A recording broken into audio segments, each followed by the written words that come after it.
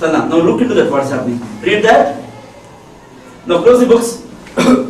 And one of you read. Salah, today's lesson is not Salah. Then? Ablution. Okay, Jazakallah khair.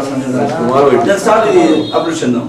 Okay, when you go to Salah, when you prepare yourself for Salah, when you intend to ask for Salah, what is the first thing you're going to do? Wudu. Not wazu. Who said wazu? There is no word called wazu. It's wudu. What is it? Repeat. Wu and wudu. Hamza is there? Wudu. Zu. Zu? No zu. Mysore. Mysore zoo. Our African zoo. Some big zoo. No zoo. Wudu. The pity is, even in mosque you see wuzu khana. In English, W-U-Z-U. This language is called by name. This Arabic language is called by name. It is called as the lafaz al-Dad. This particular Dad, the letter Dad, how do you pronounce that? I taught you. Dad, not wow, Zuane. Wala Zualin. Who says that here? Not like that. Wala Dali, Zuane. There is no W or wow in that. This is what is the lafaz al-Dad. No other language has a similar word sounding like this. It's peculiar with this language. Like the Tamilians. Ra, Param. If I say Param, no, Abdi la Khalid bhai, Param. Not you are saying no Param. No, they think only they can say that. Similarly, the Arabs claim it's only they who can pronounce it, utter it properly. The non-Arabs, they think no, you cannot do that. But however, to do that, only you have to know the makhraj, the place from where it emerges. So here it is. Wudu. See, you know, the purpose of creation is what? What is the purpose of creation? Where do you get this answer from? How do you say that? Anything you say about religion, Islam or what it is, you should substantiate it with Quran and Hadith. Without that, you cannot talk. No, nothing else, no other proofs. No, my father did, my dad told, my grandfather did, my mother did, auntie did. No, they are not the proofs. Whatever the question, the answer should have a direct link from the Quran and Hadith. Now, what is the purpose of creation? This answer you can get from the Quran. Allah clearly says that. Anybody knows what? What is the ayat? Try. MashaAllah. Jazakallah khair for that. He says, Allah says there in the Quran, وَمَا خَلَقْتُ الْجِنَّ وَالْإِنسَ إِلَّا لِيَعْبُدُونَ. Now, how much of this Arabic do you gather now, having spent so many days? وَمَا خَلَقْتُ. Khalaqtu comes from which? What is the verb? You nearly have to knock off that ta. Tu means I. وَمَا خَلَقْتُ. I haven't created. Whom? Al-Jinna wal-Insa.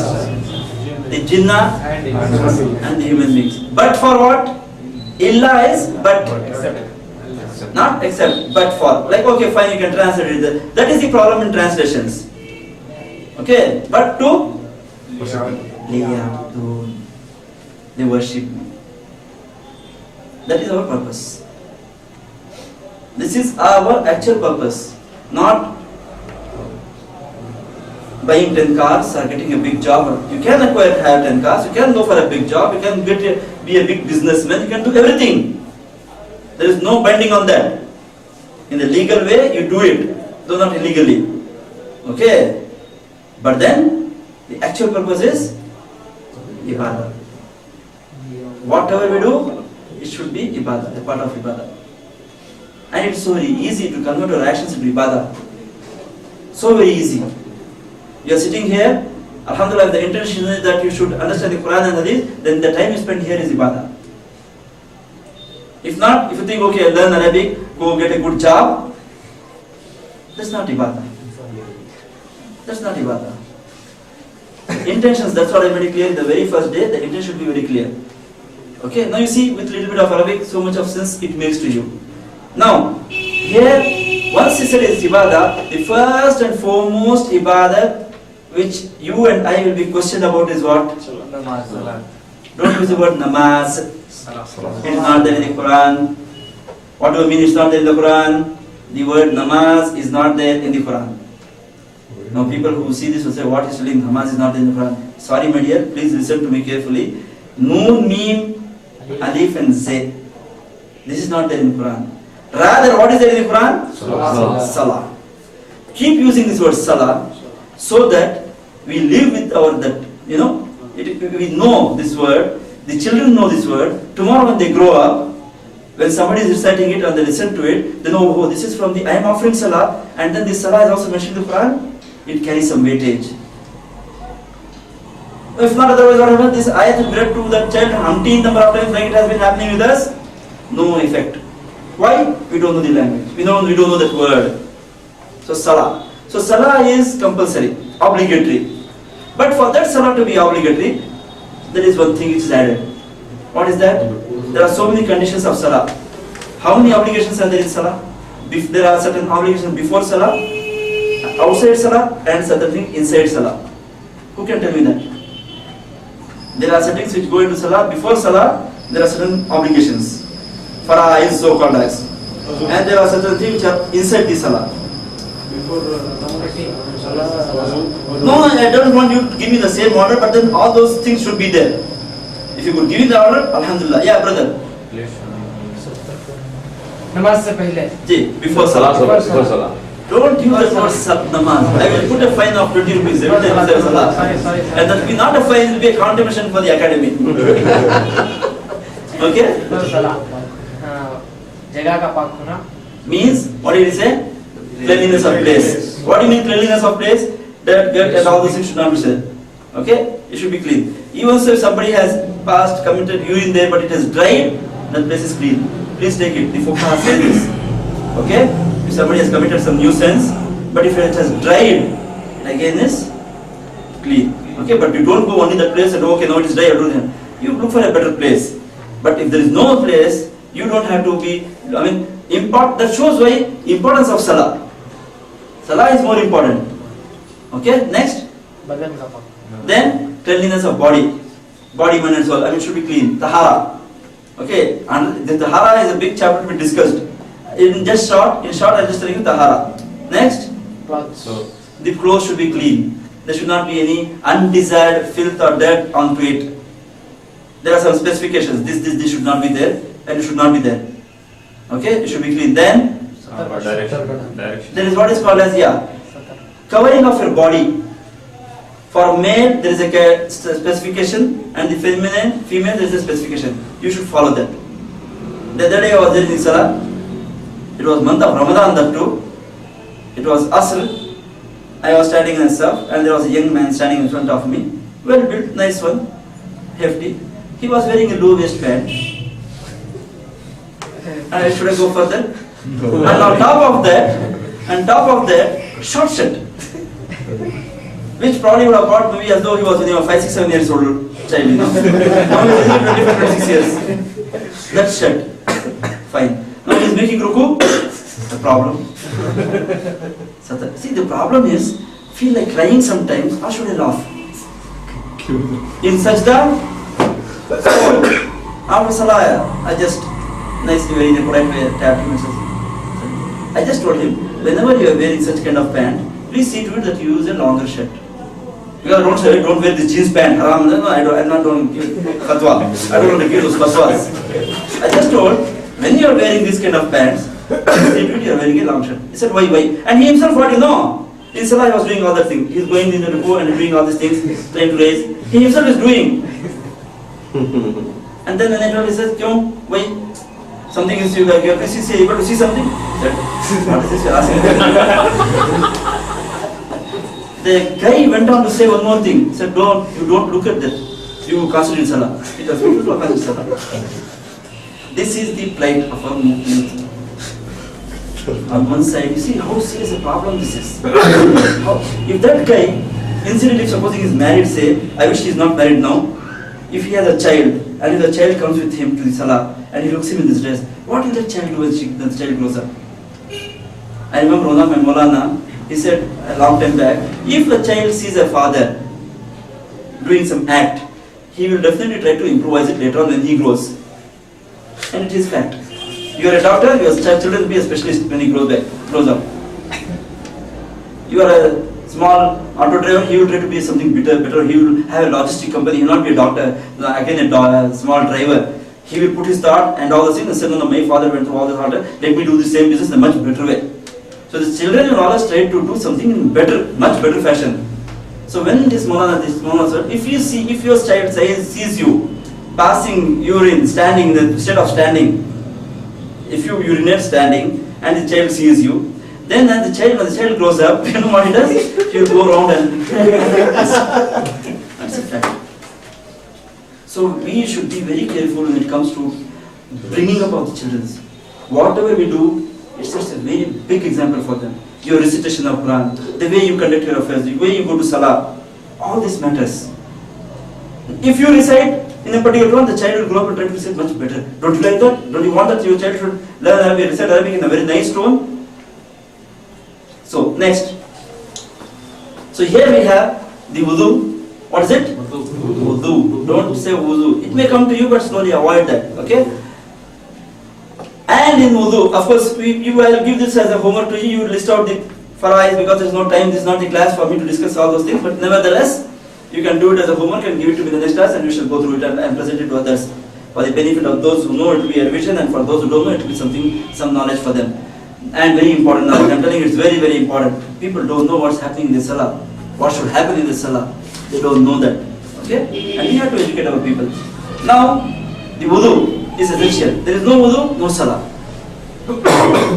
There is one hadith when Prophet ﷺ said regarding wudu. Can somebody know that? Can somebody tell me that? About wudu. There is a hadith, it is saying about wudu. Okay. We will read that when you read the hadith, we will check and look into that. Now, you have to make the wudu. If the wudu is lost, your salah is lost.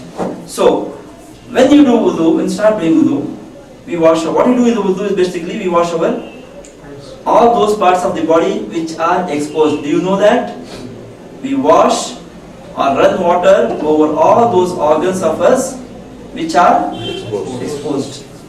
Like the face, the hands, the legs, right? Even so we could take water inside our nostrils because dirt and dirt goes inside there also. We gargle because as we talk so many things keep it. We wipe our ears inside, out. Yes, we run the hand over the head. All these are there, right? Now, there are some farais in the wudu. You list out that also. There are some farais. What is the number at least? Can somebody tell me? 4. The number of farais in wudu? 4. Sure? Yeah. Good. Let us see what it is later on.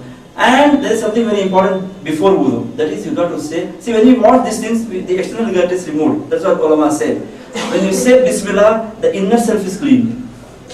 The spiritual aspect of it is clean, which is the spiritual side. And if you don't say that Bismillah before your wudu, it's not complete. Means the other thing is not also done. So we all do say we are habitual, but then intentionally we should say that. Next. Yeah. Something is wrong here. Ashhadu an la ilaha illallah. Sure? That is the kalima. Over here.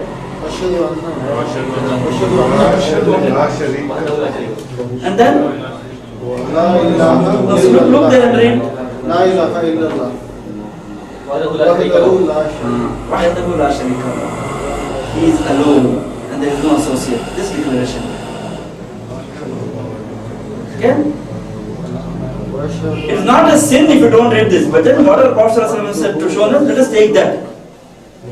All the du'as which are listed in this book are from the sunnahs, okay? They are not just written by some XYZ. Okay? These are all authentic du'as from the sunnah. So, Ashhadu la ilaha illallah, wahdahu la sharika lahu, wa ashhadu anna Muhammadan abduhu. Please don't ask me, should I raise the finger, look at it. I am not authority on that. I am just telling you, read this. How you read is, left to you. Whether you raise your finger, you look at the sky, you don't look, I am not bothered. I am not on that. Okay? But then this is because you are kind of ascending your iman, renewing your faith. See, our faith, it is affected by so many things, like a battery. It is there, it keeps falling, then again you recharge. Keep on recharging it throughout the day. By doing this, our iman is renewed. It should become better and better. Next, you know the meaning of Ashhadu la ilaha illallah. Ashhadu, Shahida, Yashhadu. It comes from the word Shahida. Shahida, Yashhadu, Ashhadu. Okay, Ashhadu, I bear witness. What? Allah ilaha illallah. Then there is no God except who? Allah. Ashhadu anna. They also bear witness that what? Prophet Sallallahu Alaihi Wasallam is what? Jazakallah khaira. ربنا لا تؤاخذنا إن نسينا وأخطأنا. وأشهد أن that is وحده لا شريك له. He is all alone, only one. Okay, وحده only, and no sharik, لا شريك له, for him. Lahu is for him. There is no associate partners to him. Then وأشهد أن, I also bear witness that indeed what? Now this is Muhammadun or Muhammadin or Muhammadan? Why it is Muhammadan, you know? Yeah, object, it has become object. It's object. Something like that. No, this you learn in second level. I will not tell you now. Okay? Ashhadu anna Muhammadan. Because of the word anna. Like you remember those 17 words? The policemen, like I told, the Guru Fajar, what they do?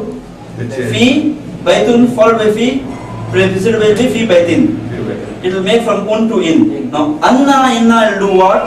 From un to an. This is the small logic. Everywhere it's the same rule. Okay? Ashhadu anna Muhammadan. Abduhu wa rasuluhu. We let this pronounce, relative pronounce. His, who is this his now? Allah. Referring to Allah Ta'ala. Abduhu wa rasuluhu. Next. We read this dua. Now close that. Read the dua dear. Allahumma jalni. Read. You see? Now you read.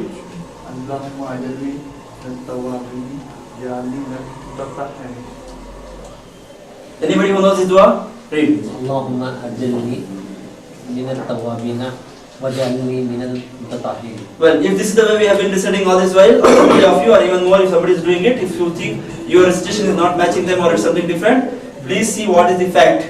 The fact is Allahumma, then there is this word ij'al, not jal. There is this word. Yeah, what happens is the Hamza also falls. It is dropped. It is written Allahumma. Okay. This is Allahumma, just we are calling Allah Ta'ala. Yeah. Attention. Like you are, it's a vocative. Allahumma.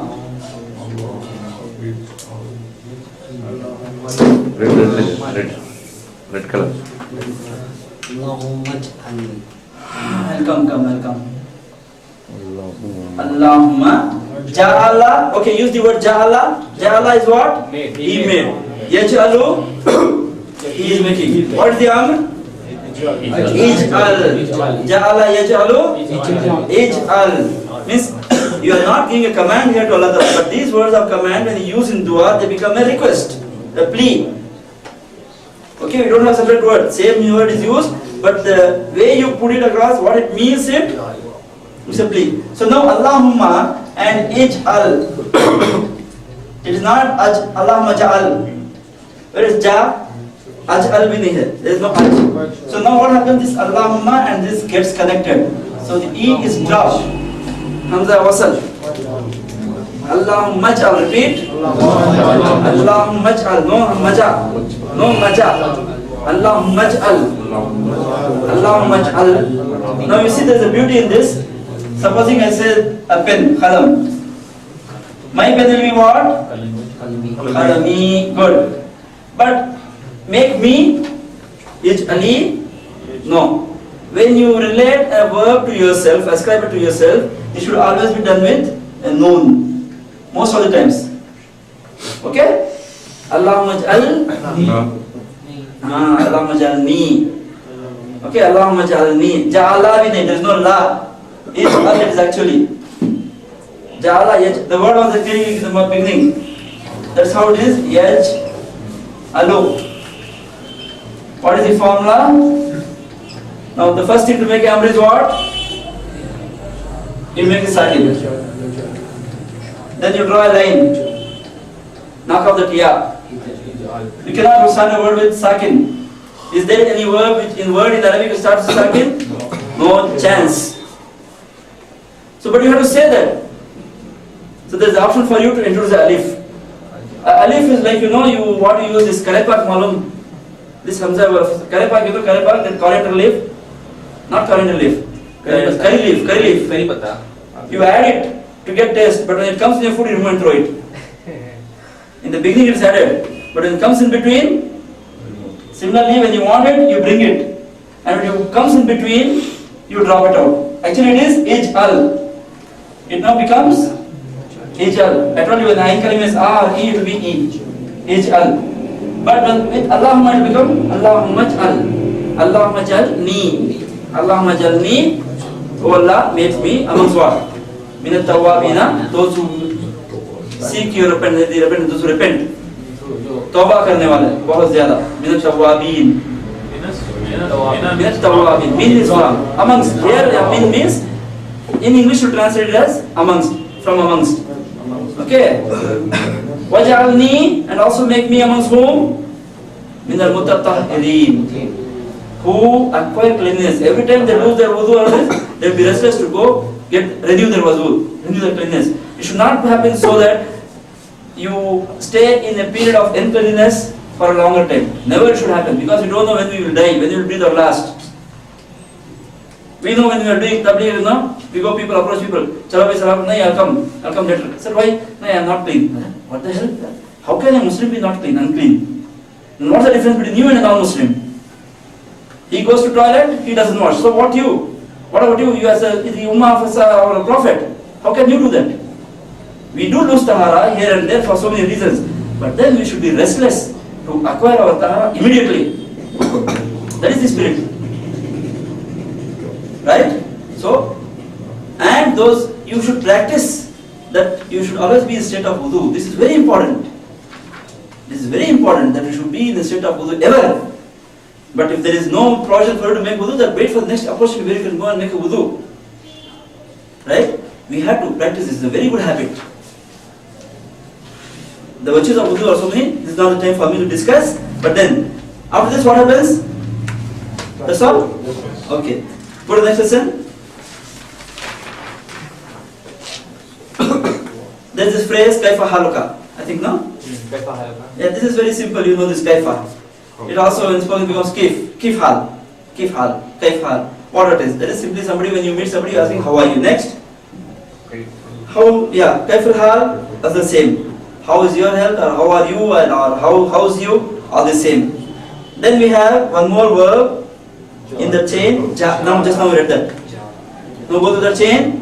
Jala yajalu. Even before I repeatedly tell you, every time you come across a word, you first go to the past, present, amr. This is going to help you a lot. No thumb rule.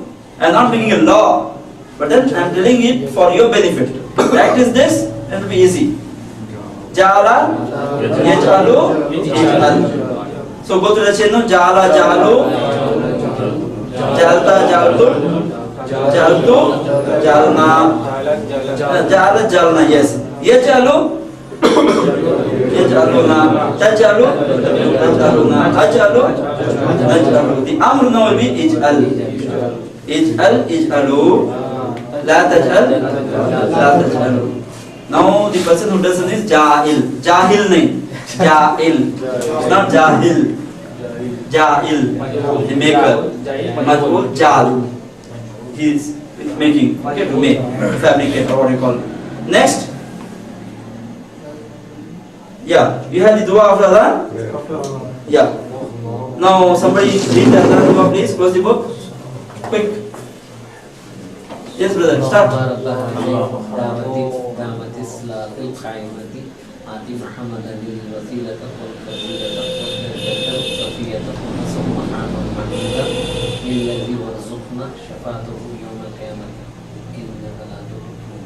Okay. Somebody, something different than this? Yeah. اللهم رب هذه الدعوة التامة والصلاة القائمة آت محمدا الوسيلة والفضيلة وابعثه مقام محمودا الذي وعدته إنك لا تخلف. Well, from this sunan in the books of hadith, you get this dua. The rest are some additions. But be careful. If you can find an authentic hadith pertaining to that particular dua, you can read it. I will not stop you. But if you don't find it in the authentic hadith, you better don't do that. It is an addition in Islam. That is simply the people call it some names. I don't use that names now. Whatever we do, you should have a source. You should find it in the, if it is something religious in the Quran, or if it is a saying of Prophet ﷺ, it should be there in the hadith. And you know the 6 authentic books of hadith. They are called as Sihah Sitta. What are the Sihah Sitta? Can somebody tell me quickly? MashaAllah. Then Abu Dawud, Ibn Majah, Tirmidhi, Sahih. Alhamdulillah. Last two generally vary, regions, this book and that book, but then there are at least the 6 books. If you find a dua in that particular book of hadith, you can 100% practice it and tell it, pass it out to others. But if you are not finding it there, just because somebody read it and if you are reading, then be careful on that. You got to be careful, because we are nobody to add anything in Islam and we are nobody to delete anything in Islam. We cannot add. It is final. Allah Ta'ala has made final. Prophet has done and shown that is final. Okay? So, I don't know which is here the thing, but then for me, this dua is there, which is come from the source. The source is there from the hadith. So read that. Now you should be very careful on that. Here you see what is Adhan first of all. It is a reminder, it's a call or what it is. Inshallah we'll talk about Adhan later on. But somebody should get the story of Adhan, how this Adhan came into existence. How Adhan came into this very interesting story. Do it as a homework and get it to me in the next class. Allahumma Rabba hadhi. Don't say Rabba, Rabba. It's not Rabba, Rabba, Rabb. Ra should be read thick, remember. Allahumma Rabba. Not Allahumma. La also should be read thick there. Allahumma Rabba. Not very raw, very thick. Okay, Rabba. But it should not be thin at least. Allahumma Rabba hadhi da'wa. Hadhi da'wa is basically, now you know this is an invitation from Allah Ta'ala. Dawat, you know, people give da'wa for you. Dawat. Not the dawat of deen. That's another dawat. Calling you for food and kind of invitations. This is an invitation from Allah Ta'ala. Whom do you give invitation when you get married? The first person who comes to your mind is the most beloved, whom you care more, regard more. Person like Khalid or somebody may come in the last. So Allah Ta'ala is investing it, extending invitation to you and me straight. Why? Because we are the most beloved to Him. Of all the creations, we are the most beloved to Him. And that's why He wanted to meet us 50 times in a day. How many times? 50 times. Somebody whom you love, do you think you'll meet him or her rarely once in a year? Every possible reason you'll find, every possible method you'll see how you can go meet him or her, all it is. Because we love them, a mother or father or somebody whom you love or what it is.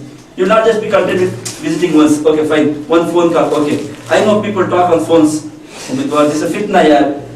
A boy and a girl get into not even the man out of marriage, just so-called the engagement. Immediately the guy starts calling the boy, girl. Talk us together, this is haram. The Maulama had told this is haram. She's a guy who, till the time you don't accept that ijab, she's still haram for you. How can you speak to her, ask together? This is the tradition from the Hindus, the non-Muslims, and you're trying to imitate them? Who is your role model? The non-Muslims? How can you take them as your role model? The role model is Prophet ﷺ, the Sahabis. They did not do this, and it is not allowed. How can you do that? But this invitation, Allah Ta'ala has extended to us, has extended it to us 50 times a day. He wanted to meet us 50 times a day. And Salah is not just a ritual or obligation you got to do, if not a no, no. Allah Ta'ala made it obligatory, at least by me assuming it, considering it as obligatory, these people will come to me, that is, his slaves will come to him. So, Allahumma Rabba hadhihi da'wa was salatil qaima, and also the Rabb of the Salah which is established. Which is to be established. Allahumma Rabba hadhihi da'wa, and also Rabba hadhihi Salah, which is to be established. So, since waw is there, when the sentence continues, it goes there. Okay, was salatil qaima, the ataf carries the reason over there. Now we are making it. You see, Prophet ﷺ did so much for us. He went through so much of torture, turmoil, all kind of things. He bore for us. So ultimately, this religion has come to us. If not, you would have been in some church or some temple ringing the bells and something like that. But it's a big thing that we are a part of the Ummah. We should be thankful for that, and thankful to Prophet ﷺ. So we are extending our courtesy towards him. An obligation.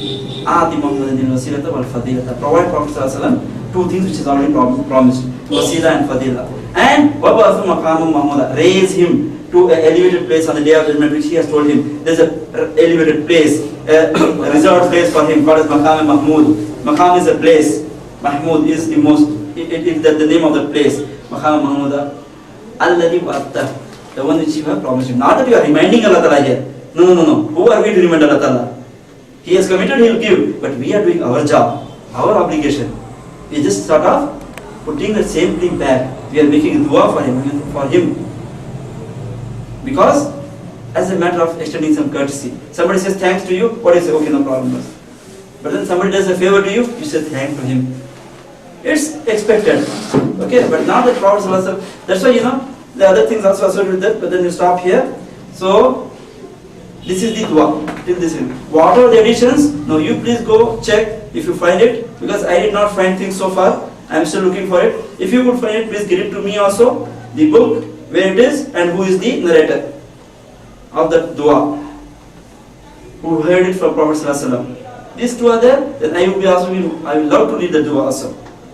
But if it is not there, then my advice will be, request to you, please shun it. Take what Prophet ﷺ and Sahabas has given to us. Next,